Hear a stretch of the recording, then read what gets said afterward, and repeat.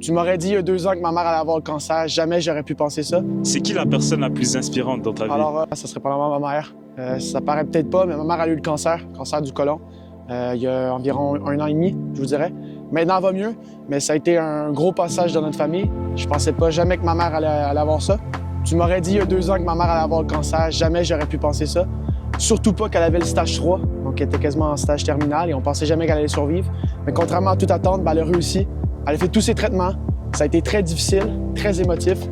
Puis peut-être que je ne l'ai pas supporté comme j'aurais dû avec mon adolescence. On s'est beaucoup chicané. Ça a créé beaucoup de problèmes dans ma famille.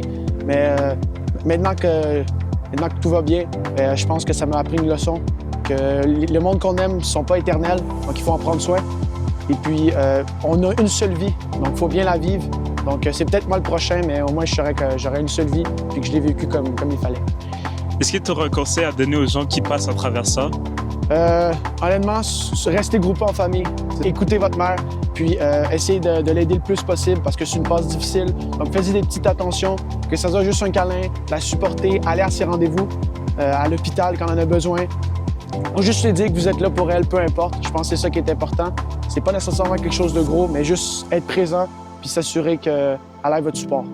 Est-ce que tu aurais un message à transmettre pour terminer? Je voudrais dire, maman, si tu vois cette vidéo, je t'aime. Je sais que ça n'a pas toujours été facile entre nous deux, mais je suis là pour toi, puis je vais toujours être là pour toi et toujours te supporter, peu importe ce qui arrive.